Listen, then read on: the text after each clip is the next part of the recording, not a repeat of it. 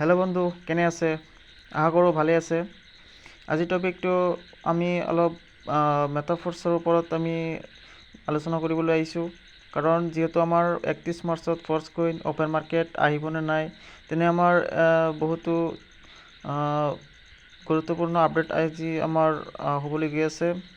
যিহেতু আমাৰ মেটাফৰ্ছৰ ৰুটমেপত জনোৱা হৈছিল যে 31 মাৰ্চত আমাৰ ফৰ্চকইনটো অ'পেন মাৰ্কেট আহিব পাৰে। গতিকে আজিতো আমাৰ 30 মাৰ্চ, অহাকালি 31 মাৰ্চ। কি সঁচাই আমাৰ ফৰ্চকইনটো 31 মাৰ্চত অ'পেন মাৰ্কেটত আহিবনে? আহক বিস্তাৰিত চাই লওঁ। আমি ফাৰ্ষ্টতে চাব লাগিব আমাৰ ফৰ্চকইনটো বৰ্তমান মাল্টি মাইনিঙত চলি আছে আৰু অ'পেন মাৰ্কেট আমাৰ কেতিয়া আহি যায় আৰু এইটো আমাৰ সঠিককৈ নাজানো, কাৰণ আমাৰ মিষ্টাৰ লাডুৰ তৰফৰ পৰা এতিয়ালৈকে আপডেট অহা নাই। গতিকে ফাৰ্ষ্টতে আমি জানিব লাগিব আমাৰ ফৰ্চকইনটো অ'পেন মাৰ্কেট আহিবলৈ কিমান ইম্পৰ্টেণ্ট। কাৰণ ফৰ্চকইনটো মাল্টি মাইনিঙত চলি আছে। অ'পেন মাৰ্কেটত আহিলে আমাৰ লাভ কি, আৰু কিমান সোনকালে আমাৰ অ'পেন মাৰ্কেটত আহি গ'লে আমাৰ কিমান % লাভ হ'ব। গতিকে আজি এই বিষয়ে আমি বিস্তাৰিত আলোচনা কৰিম। আপুনি যদি চেনেলত নতুন হয় চেনেলটো ছাবস্ক্ৰাইব কৰি ৰাখিব, আৰু যদি ভিডিঅ'খন অলপো ভাল লাগে তেনেহ'লে ভিডিঅ'খনত এটা লাইক দি আপুনি ভিডিঅ'খন এটা শ্বেয়াৰ কৰি দিব, যাতে পৰৱৰ্তী সকলো আপডেট আপুনিও পায়। আৰু মেটাফৰ্ছৰ সকলো আপডেট যাতে সকলোৱে চাব পাৰে, তেনে শ্বেয়াৰ কৰি দিলে আমাৰ এটা বহুতো উপকাৰ হয়। গতিকে পইচা নালাগে বন্ধুসকল, এইখিনি কাম মাত্ৰ অলপ কৰি দিব, কাৰণ আমাৰো কিবা এটা ভাল এটা ফিল আমাৰো হ'ব পাৰে। গতিকে আমি ফাৰ্ষ্টতে চাওঁ আমাৰ মেটাফৰ্ছ আমাৰ অ'পেন মাৰ্কেটত আহিবলৈ কিমান দৰকাৰ আছে। কাৰণ আমি এটা উদাহৰণৰ মাজেদি চাই লোৱা হওক। ধৰি লোৱা হ'ল আপুনি আমেৰিকাত কিবা ইঞ্জিনিয়াৰিং লাইনত পঢ়িছে। আপুনি সৰু সময়তে আপোনাৰ দেউতাকে আপোনাক আমেৰিকাত হোষ্টেলত থৈ দিছে, আৰু আপুনি এতিয়া আপোনাৰ বয়স 25 বছৰ হৈ গ'ল। গতিকে আপুনি ইঞ্জিনিয়াৰিং পাছ কৰি বৰ্তমান আপুনি আমাৰ ভাৰতত আহিবলৈ আপুনি মানে সক্ষম। গতিকে আপুনি ভাবিছে যে মই যদি ইণ্ডিয়াত যামেই, গতিকে মই সৰুৰে পৰা আমেৰিকাতে আছোঁ, গতিকে মোৰ ইঞ্জিনিয়াৰিং চাকৰিটো আমাৰ কমপ্লিট হৈ যোৱাৰ পিছতহে আমি যদি আমাৰ ইণ্ডিয়াত যাওঁ, তেনেহ'লে মোক সকলো মানুহে কিবা এটা ৰেচপেক্ট কৰিব। কাৰণ এতিয়া যদি মই ইঞ্জিনিয়াৰ হৈছোঁ কাৰণে মোক কিন্তু ইমান ৰেচপেক্ট নাপাওঁ, কাৰণ মোৰ এতিয়ালৈকে ইনকামটো অহা নাই, আমাৰ চাকৰিটো অহা নাই। যিহেতু পঢ়িছোঁ, পঢ়াৰ আমাৰ যি খৰচ হৈছে, খৰচটো আমি এতিয়ালৈকে আমি আয় কৰিব পৰা নাই। গতিকে আপুনি যদি তেনে ভাবি যদি আপুনি কিবা ইঞ্জিনিয়াৰিং চাকৰিটো আপুনি চৰকাৰী চাকৰি এটা পায়, যেতিয়া ইঞ্জিনিয়াৰিং চৰকাৰী একটা চাকৰি হৈ যায়, তেতিয়া কিন্তু আমাৰ মাহেকত কমচে কম 90,000 পৰা 1 লাখ টকা মাহত আহি যায়। গতিকে তেনেকুৱা পজিশ্যনত যদি আপুনি আমাৰ ইণ্ডিয়াত আহে, তেনেহ'লে আপুনি য'তে যাব ত'তে আপোনাৰ ভাল এটা ফিল অনুভৱ হ'ব, আৰু আপোনাৰ মনটো যেনেকুৱা ভাল লাগিব তেনে আপুনি ৰেচপেক্টটো পাব। গতিকে তেনেকুৱা আমাৰ ফৰ্চকইনটো চেম তেনেকুৱা পজিশ্যনত নাই, কিন্তু আমি ধৰিবলৈ তেনেকুৱা এটা মানে আমাৰ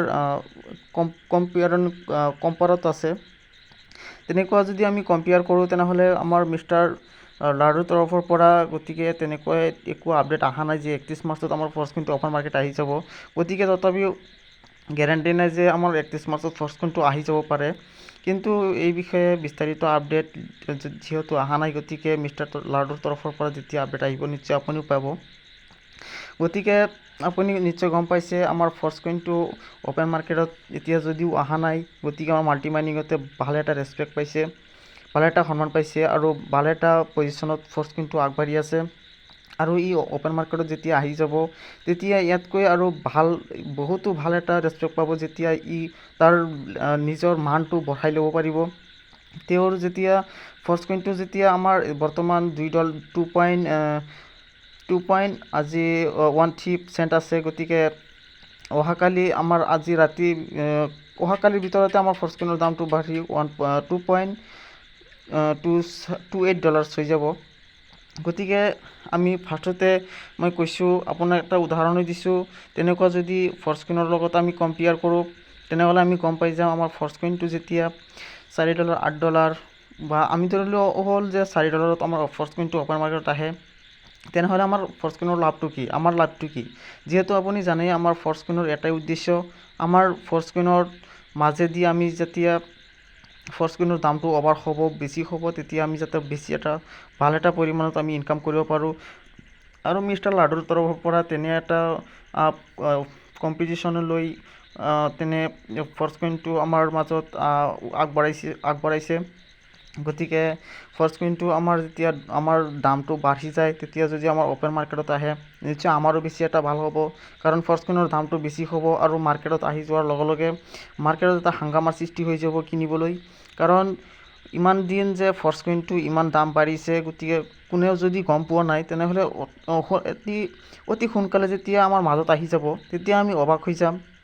আমি তেতিয়া এনেকুৱা এটা পজিশ্যনত গৈ যাম যে কেনেকৈ আহিল, ক'ৰ পৰা আহিল, ইমান ভেলু হৈ গ'ল আৰু আমি গমেই পোৱা নাই। আমি যিহেতু ট্ৰেড কৰি আছোঁ বিটকইনৰ ওপৰত, ইথেৰিয়ামৰ ওপৰত, গতিকে ফ'ৰ্চ কইনটো কি হয় তেনেকৈ আমাৰ সকলোৱে জানিব বিচাৰিব আৰু ফ'ৰ্চ কইনৰ বিষয়ে বিস্তাৰিত গম পাই তাৰপিছে ফ'ৰ্চ কইনটো যেতিয়া সকলোৱে কিনিবলৈ ধৰিব, তেতিয়া আমাৰ ফ'ৰ্চ কইনটো এনেকুৱা এটা পজিশ্যনত যাব। কাৰণ আপুনি জানেই ফ'ৰ্চ কইনটো আমাৰ অতি কম পৰিমাণে আমাৰ মাজত আহিছে, যিহেতু 46 কোটি ফ'ৰ্চ কইন আহিছে আৰু 58 কোটিৰ পৰা আমাৰ 46 কোটি মাল্টিমাইনিঙত আছে।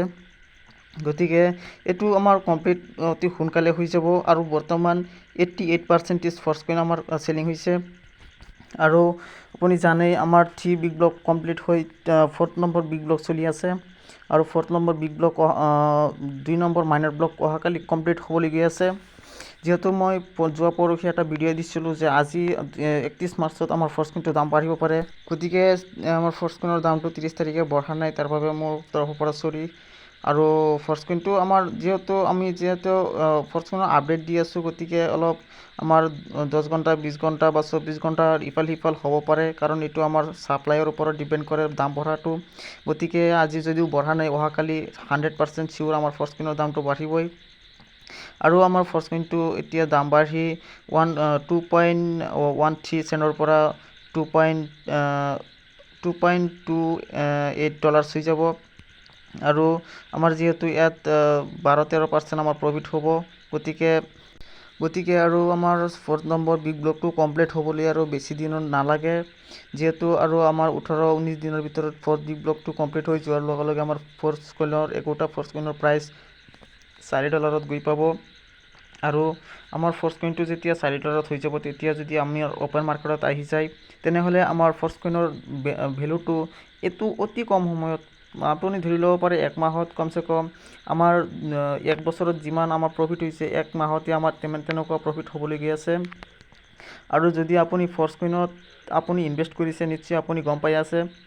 আৰু যদি কৰা নাই, আপুনি অতি সোনকালে ফ'ৰ্চ কইনত ইনভেষ্ট কৰি লওক। কাৰণ ফ'ৰ্চ কইনৰ নিচিনা এনেকুৱা ভাল এটা অপৰচুনিটি আপুনি হয়তো লাইফত আৰু নাপাব পাৰে। আমাৰ লাইফত যিহেতু পাইছোঁ, গতিকে আমি হাতৰ পৰা আমাৰ নাইকিয়া হ'বলৈ নিদিওঁ। গতিকে আমি চেষ্টা কৰিম যে আমাৰ ফ'ৰ্চ কইনৰ মাজেদি আমি কিবা এটা ইনকাম কৰিব পাৰিম ভৱিষ্যতত, আৰু বৰ্তমানো কৰিছোঁ আৰু আমাৰ লাখ লাখ মানুহে কৰিও আছে। গতিকে আজি এইখিনিয়ে, নেক্সট আমি বেলেগ টপিকৰ সৈতে লগ হ'ম। গতিকে আজি এইখিনিয়ে। জয় মাতা ফ'ৰ্চ, থেংক ইউ।